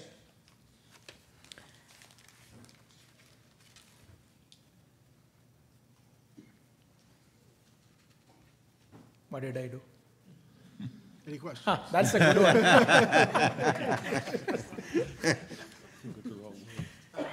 Here is the, as you know, the name of our mayor, Mike Duggan, and then all the city council members and the city clerks.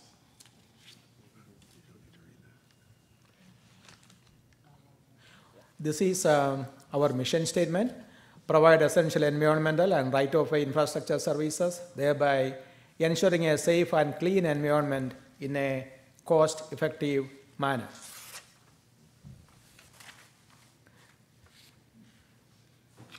This is our organization chart, headed by the director, Ron Brandage. I am the deputy director, as I said.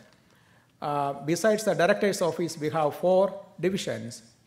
One is the, first one is the solid waste management division. Second one, the city engineering division, and the third one, street maintenance division. The fourth one, traffic engineering division. Solid waste division, as you can see, we provide a refuse collection service, the weekly refuse collection service, the bi-weekly bulk waste collection, yard waste collection bi-weekly. We provide recycling service, and then a new initiative that we have taken under, as per the direction of the mayor, is the residential street sweeping program.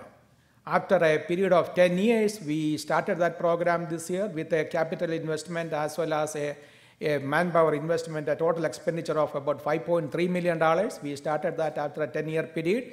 Solid waste division also manages that operation, and they manages the weekly refuse collection service.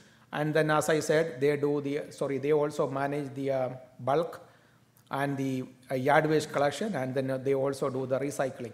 Now, DPW is, I believe, the only department in the city that come to you at least once a week, rain or shine. We are the only department, I believe, in the city that comes to you every week, once every week. And the solid waste management division also assists us in helping the snow and ice removal. And then, as I said, they also does the manage the residential street sweeping program. The other one is the city engineering division. They regulate and inspect the work performed within the public right-of-way. In essence, or in simple terms, they issue permits for all work in our right-of-way. And then they also manage all the federal aid construction projects within the roadway right-of-way. The third one is the street maintenance division. As its name suggests, they maintain all our streets.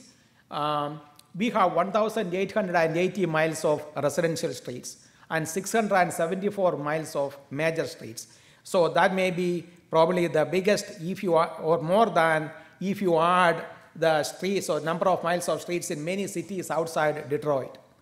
And the street maintenance division does the pothole filling, chuck hole filling. They do the residential, they do the major street sweeping, and then they also perform snow and ice removal, and they also handle the viaduct cleanup.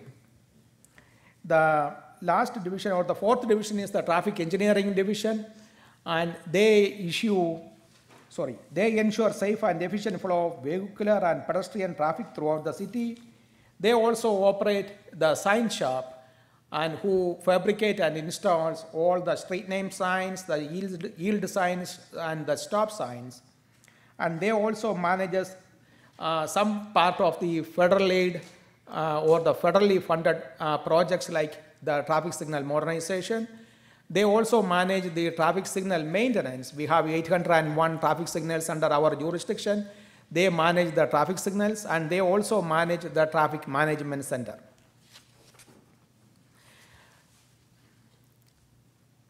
This is mostly an overview of what our responsibilities are, what we do, and then I went over a couple of those already.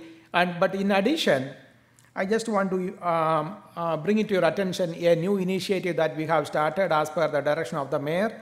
That is the support the Planning and Development Department's vision of creating 20-minute neighborhood by constructing streets that are beautifully landscaped, while also promoting safe mobility options that are accessible to walkers, bikers, handicapped, as well as vehicle operators.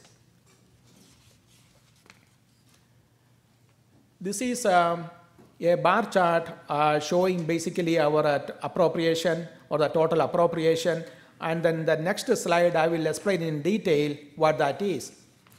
DPW, I believe it is the only department in the city with a surplus. Am I right, Tanya? Tanya is talking. I believe we are the only department in the city with a surplus. Talk about that. Not for long. Now, we have 419 full-time equivalent employees. Our total appropriation is $126.1 million. Our total revenue is $127.8 million.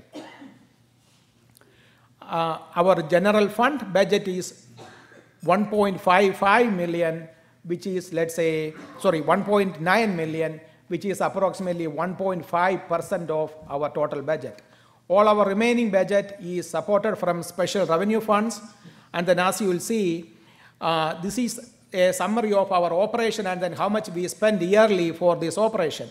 For example, refuse collection and recycling services, we spend $31.3 million. The environmental enforcement, we spend $1.8 million, and the disposal of all refuse we collect from your households, including the bulk yard waste, we spend $10.9 million. Totally, we spend $44 million for all the solid waste collection and disposal services. The next one is the street fund appropriations. This is again a special revenue fund. This is the gas and the tax you pay when you fill gas or diesel, and then also for the vehicle registration renewal you do every year. This year we are expected to receive $77 million from our gas and weight tax revenue, and then this is how we spend that money.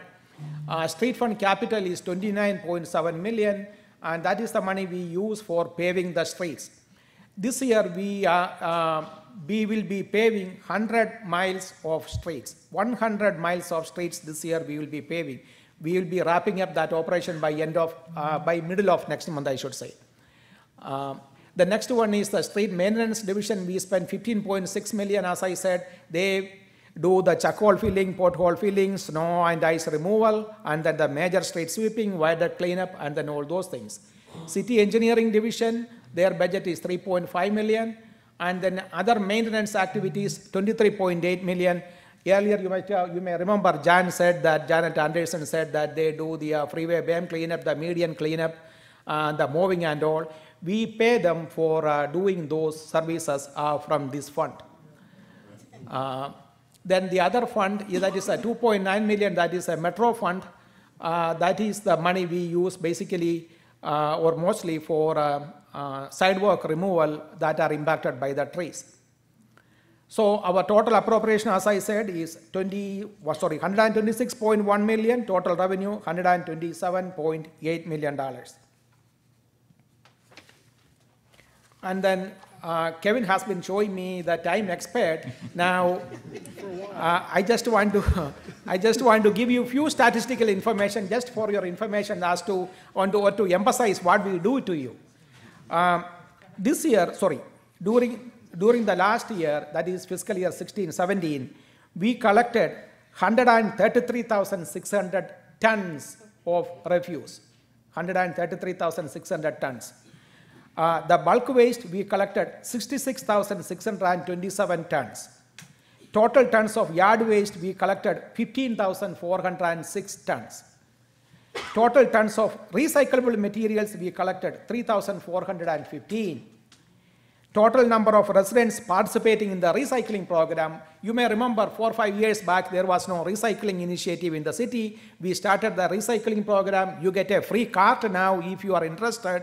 And then now 46,444 people participate in the recycling program.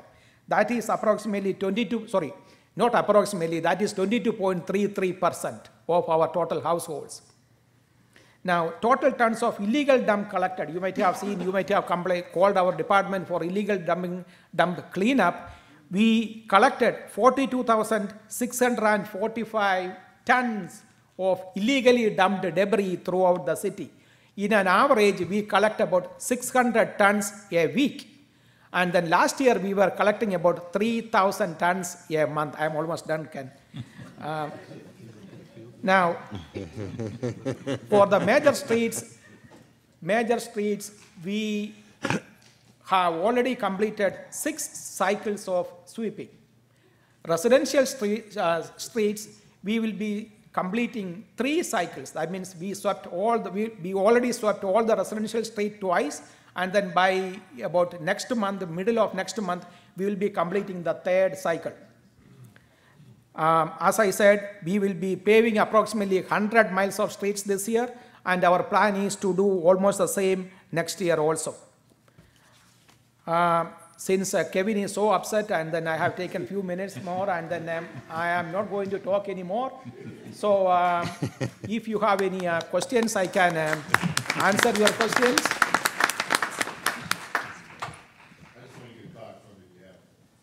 Sure. Thank you. Hey, Joe's, you got one? Take it away. You have a question? Yeah, yes, ma'am. Why is it that you pick up the garbage every week, but you don't pick up the trash, the bulk? Yeah, because most of the people don't have bulk items every week, and then it is not feasible for us to send a truck throughout the city every week. So, you may remember some years back, we were doing the bulk item pickup only once every 3 months. And then we reduced it to once every month. And now we are providing at least twice a month or bi-weekly. Again, to answer your question, not all the people have bulk items every week. And then, so I thought, then we have to manage our budget within our means. And then again, but I believe bulk item is not something that is going to rotten or anything like that. So even if we pick once in every 2 weeks, then that is not a safety hazard. Yes, but you don't pick it up on my block bi-weekly. Bi-weekly, ma'am. You don't pick it up on my block bi-weekly, and I'm tired of rats and possums and the squirrels come up on my porch. Now, Big rat in my house. I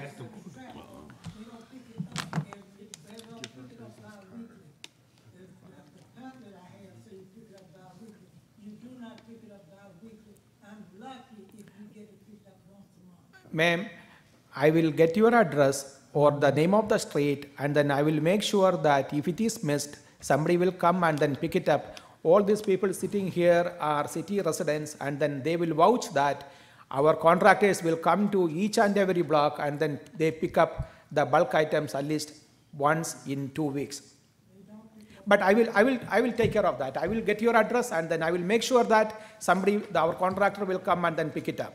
And then if it continues a problem like that, I will give you the phone number, and then please give me a call. Yes. Yes, I'd like to know, all these houses they done tore down in the city, is they gonna replace them and rebuild them? Because it's a whole lot of abandoned, spots or buildings. It's just grass, you know. That would make our city look real bad, you know. When other people come here to tour our city and go up and down these streets and look at the city, and all you see is vacant lots. Is they gonna rebuild and replace these houses or what? Now, that is not within the... I know that's a lot of money, but No, sir, what I was about to say, I understood your question. Yes, sir, that is a frustration that so many other people have been sharing with the administration. That would also make Detroit look good if the city would rebuild again. Yeah.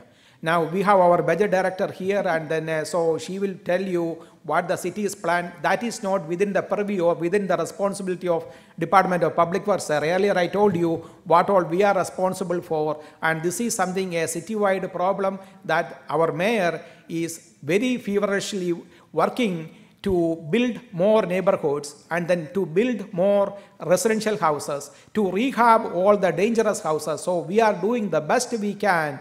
And then for the last at least 4 years since this mayor took office. So probably, then there will be some plans, then the mayor's office and all the other departments will come up with to address your concern. And then probably Tanya will be able to talk more about that later on.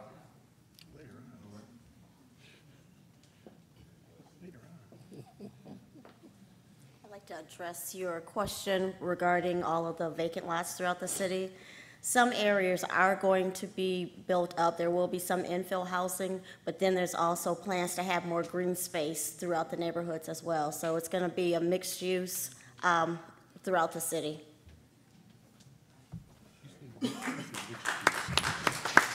Thank you. Just a real quick note, we're going to have one of our staff members have a comment form filled out for the young lady that asked about the bulk pickup. And then we're going to move to the health department's presentation, last but not least.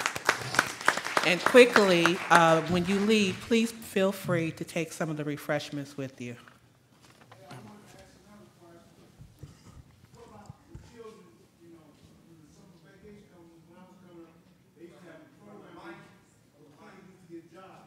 So what we're going to do, we're going to go ahead and move forward with the health department presentation, and if there's any time remaining, we can address your concerns. Thank you. Right. Thank you, Tina. I know I'm the only thing between you and getting home to your families, but as we know, without health, we really have very little, so health department is very important, but I will try to go through this presentation as quickly as possible. My name is Tim Lawther. I'm the Deputy Director of the Health Department. Our vision really, obviously, is to create a robust public health system. And I wanted to show you what that looks like. Oftentimes, when you talk about public health, people think about only the health department, but the reality is that public health is owned by all of us, and that is the extent of the public health system. It includes everybody up here, all other city departments, all of you, and all of the organizations and that you work for, that you work with, that you partner with, you go to church with. That's the robust public health system that we're trying to develop. Those are our values. This is how we sort of do it basically at a very high level. Dr. Joan A. Caldoun has been our director for about 8 months now.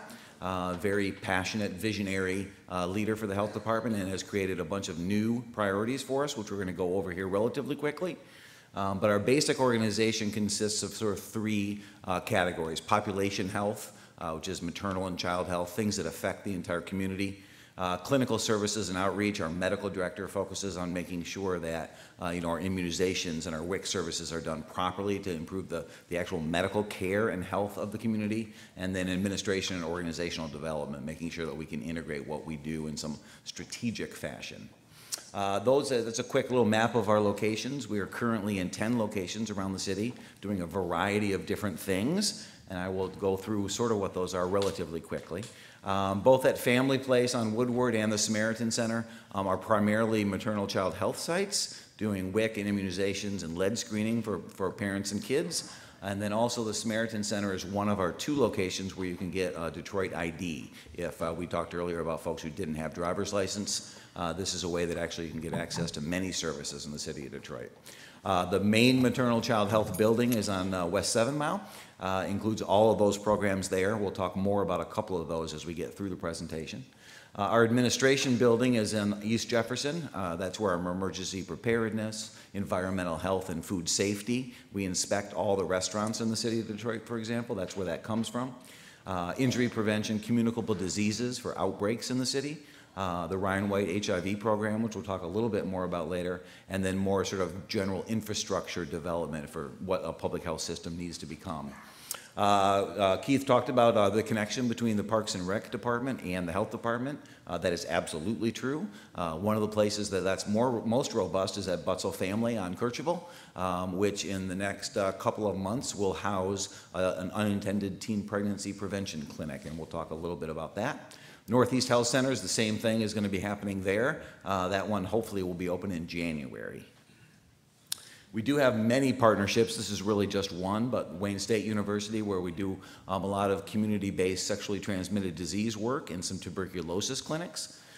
We do have our housing opportunities for people with AIDS program at the Fisher Building. The health department has, over the last 2 years, taken over control of the Animal Care and Control Unit. And our last Detroit ID Center is located at the Patton Rec Center in Southwest Detroit. So that's basically a quick overview of the programs that we provide. This is really, we're not going to go over this too much, but this is the essence of what public health is and the model of how we operate. It's really around the outside circle there that's the most important.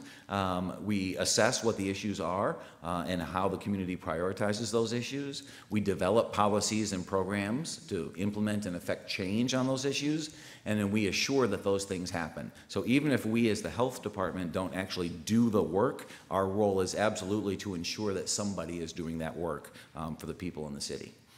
The primary way that we make sure that we're doing that in a way that is consistent with what you all want and need is through our community health assessment process, which we have started over the last probably 4 months ago. We're using this process called Mobilizing for Action through planning and partnerships. It is run by a community-based steering committee of folks and organizations around the city who are telling us really how to make sure that we involve community members into prioritizing what the health needs in the city are, help us identify what resources might be available to deal with those needs, and then actually implementing some strategies that you all and other community members help us define to how to improve the public health in the community, because as it says there, it really does belong to all of us. Prior to that process being done, that is an 18-month process. It is very intense work with community folks. Prior to that, we are in fact going to become accredited, which very similar to Keith in the Parks and Rec is really sort of an indication of our quality and our data-driven needs and how we operate as an organization. And obviously, as we'll talk about here, decreasing the infant mortality rate in Detroit, which is an abomination, is a huge focus for the health department. And here's really some data that show that about the infant mortality rate in the city. African American babies are more than twice as likely to die as babies anywhere else in the state of Michigan. Almost twice as likely to have low birth weight and be preterm. These are obviously huge issues. One of the ways that we're dealing with that is through Sister Friends. Olivia is over there for anybody who wants more information about Sister Friends, but it's basically a way that we connect women in the city with new moms and make sure that they receive the social support, they get to their prenatal care, and they can give birth to a very healthy baby. Other issue that we're talking about in infant mortality is unintended teen pregnancy. Again, you'll notice that teen moms are far more likely to have a baby who dies in its first year of life, are far less likely to graduate high school. And so what we're doing is working with physicians to make sure that they give long-acting reversible contraceptive to folks who want it, developing an education campaign with teens in the city to educate them about what their opportunities and choices might be, and to make sure that those folks who need care and access to care can get it. At Butzel Recreation Center, for example, at the Northeast Health Center, and with other providers in the community. These are some other priorities. I know the police folks before they left talk about violence prevention. Obviously, we believe that is in fact a public health issue, so we're developing a lot of things that we can do to sort of impact that. There are some other issues that we're focused on there. And here is the finances of how we make that happen. Our budget for this coming year is a little bit over $34 million, and it's fairly closely distributed between federal, state, and local funds. Almost $13 million of it comes from the feds. About 12 million of it comes from the state, and the rest, about 10 million, comes from the city. Not just the general fund, but also service fees. For example, inspecting restaurants, we charge them for that, and so we bring in about $1.6 million for that. Those are our federal funds, all focused on HIV and AIDS prevention, treatment, and access to housing. That's how our $10 million city budget is broken up. It's about 70% salary and fringes and 30% rent and operational supplies. That is the basic organization. My time has expired. Good thing I'm almost done. The city funding, basically, of that $10 million, that's how it's broken up. Health administration, which is sort of sister friends and unintended teen pregnancy, and the basic operations of the health center is about $5.6 million. The animal care and control unit is about $2.3 million, and environmental health and food safety, again, inspecting restaurants, inspecting businesses for environmental health issues, is about $2 million. There are some of the programs that we run. I wish we had more time to talk about them, because I'm sure you all know them and are very vital programs. Women, Infants, and Children, which provides nutrition, education, breastfeeding counseling to new moms and kids under the age of 6. That's a $5 million budget. That's our biggest hit. You will also notice down on the bottom the Sister Friends program and the Unintended Teen Pregnancy program, sort of real marquee things that we're doing in the health department to impact infant mortality, is about $3 million that we're spending out of that 10. And that is the basic health department in a nutshell. And I think I did that incredibly quickly. Thank you, I appreciate that. Anybody have questions or comments for me? Yes, sir. I knew you would. I'm happy that you are. I had a young man about 3 weeks ago that called me with emergency, was wanting to commit suicide. No. And me and my wife went to him, sat with him for a long time, made some phone calls, and we were able to get him over, I can't think of the name of the hospital on 6 now. Sinai. But we had to wind up staying there all night. Yeah. Until someone came in, to help.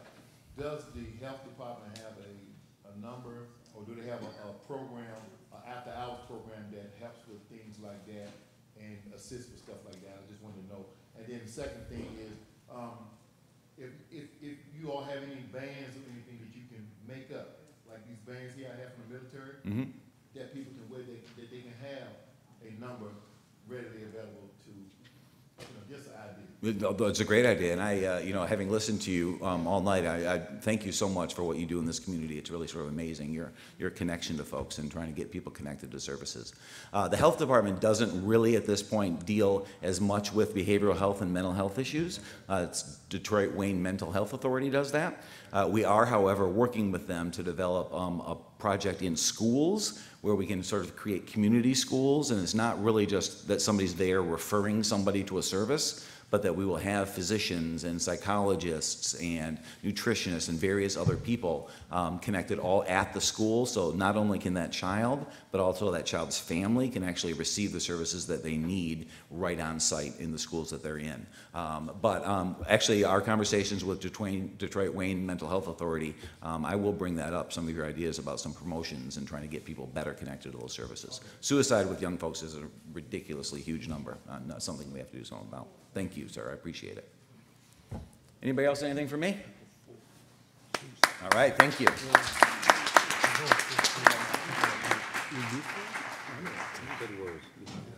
Thank you. That was a wonderful presentation from the Health Department.